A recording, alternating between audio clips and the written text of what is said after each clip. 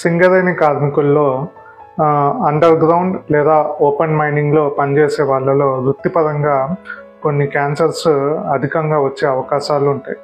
అవి ఎందుకు వస్తాయి, ఎలాంటి క్యాన్సర్స్, మనం ఎలాంటి జాగ్రత్తలు తీసుకుంటే రిస్క్ని తగ్గించవచ్చు అనేది ఇవాళ మన టాపిక్లో తెలుసుకుందాం.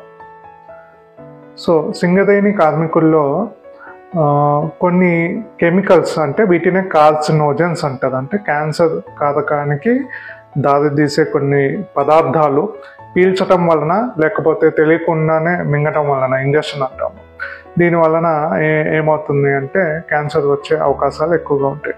ఆ పదార్థాలు ఏంటి అంటే కోల్ డస్ట్, ముఖ్యంగా చెప్పుకోవాలంటే కోల్ డస్ట్. నెక్స్ట్ సిలికా, అంటే ఇది పీల్చడం వలన సిలికోసిస్ అనే ఒక వ్యాధి వచ్చి దానివల్ల లంగ్ క్యాన్సర్ వచ్చే అవకాశాలు ఉంటాయి. Next PAH, polycyclic aromatic hydrocarbons, aromatic amines. Next diesel exhaust, అంటే ఇంజన్స్లో వాడే డీజిల్ వల్ల కూడా కొన్ని పదార్థాలు రిలీజ్ అయ్యి అవి పీల్చడం వలన కూడా క్యాన్సర్ వచ్చే అవకాశాలు ఎక్కువగా ఉంటాయి. ఇది మెయిన్ రీజన్ సింగరేణి కార్మికుల్లో క్యాన్సర్ రావటానికి. దీనికి తోడు అక్కడున్న ఆ బొగ్గు గనుల్లో వెంటిలేషన్ సరిగ్గా లేకపోవటం వలన, స్వతహాగా ఆ ఏరియాలో రేడాన్ గ్యాస్ ఎక్స్పోజర్ ఎక్కువ ఉండటం వలన కూడా క్యాన్సర్ వచ్చే అవకాశాలు ఎక్కువగా ఉంటాయి. దీనికి తోడు ఎవరైతే కార్మికులు ఉన్నారో వాళ్ళు ఆల్కహాల్, స్మోకింగ్ చేయటం వలన ఇవన్నీ కూడా యాడెడ్ రిస్క్ ఫ్యాక్టర్స్ అవుతాయి అన్నమాట. అలాగే న్యూట్రిషన్ వాళ్ళలో సరిగ్గా లేకపోయినా, ఏదన్నా హెల్త్ ఇష్యూ వచ్చి సరిగ్గా డాక్టర్కి చూపించుకోకుండా డిలే చేసి అశ్రద్ధ వహించినా కూడా ఇవి మనకి లేట్ స్టేజ్లో ప్రజెంట్ అయ్యే ఛాన్సెస్ ఎక్కువగా ఉంటాయి. సో ఇప్పుడు ఏ క్యాన్సర్స్ మనకి ఈ సింగరేణి కార్మికుల్లో కామన్గా చూస్తాము అంటే ముందుగా చెప్పుకోవాల్సింది లంగ్ క్యాన్సర్.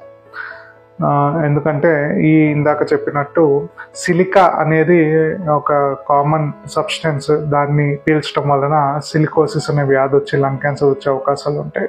అలానే పాలీసైక్లిక్ అరోమాటిక్ హైడ్రోకార్బన్స్ రిలీజ్ చేస్తాయి ఈ కోల్ మైన్స్లో, దానివల్ల కూడా లంగ్ క్యాన్సర్ వచ్చే అవకాశం ఉంటుంది అన్నమాట. నెక్స్ట్ వచ్చేసి మనకి నోటి భాగం నుంచి కింద స్వరపేటిక, వాయిస్ లారింగ్స్, దాని కింద ఫారింగ్స్, అలాగే అన్నవాహిక క్యాన్సర్, స్టమక్ క్యాన్సర్ వచ్చే అవకాశాలు కూడా ఎక్కువగా ఉంటాయి. అండ్ అరోమాటిక్ అమైన్స్ వలన బ్లాడర్ క్యాన్సర్ కూడా వచ్చే అవకాశాలు ఈ సింగరేణి కార్మికుల్లో మనం ఎక్కువగా చూస్తూ ఉంటాం అన్నమాట. సో దీన్ని మనం ఎలా రిస్క్ని ఎలా కొంచెం తగ్గించవచ్చు, పూర్తిగా అరికట్టలేం కానీ తగ్గించవచ్చు. ఎలా తగ్గించవచ్చు అంటే మనం ఈ పర్సనల్ ప్రొటెక్టివ్ ఎక్విప్మెంట్ అనేది దాన్ని అశ్రద్ధ చేయకుండా పని చేసే సమయాల్లో తప్పకుండా అది ధరించే పని చేసుకోవాలి. నెక్స్ట్ స్మోకింగ్ అలవాటు లేకపోతే ఆల్కహాల్ అలవాటు ఉన్నా కానీ దాన్ని వెంటనే ఆపేయటం ఉత్తమం. అలాగే రెగ్యులర్ హెల్త్ స్క్రీనింగ్ అనేది చేయించుకోవాలి. అండ్ ఎలాంటి సైన్స్ అండ్ సిమ్టమ్స్ ఉన్నా కానీ, మోర్ దెన్ 1 వీక్ ఉన్నా కానీ వెంటనే డాక్టర్ని సంప్రదించి జనరల్ చెకప్ ఒకటి చేయించుకోవాలన్నమాట. అలాగే మీ వర్క్ ప్లేస్లో వెంటిలేషన్ ప్రాపర్గా ఉండేలాగా చూసుకోవాలి. సో ఈ విధానాలు పాటిస్తే మనము కొంతవరకు ఈ క్యాన్సర్ రిస్క్ని తగ్గించగలుగుతాం. Thank you.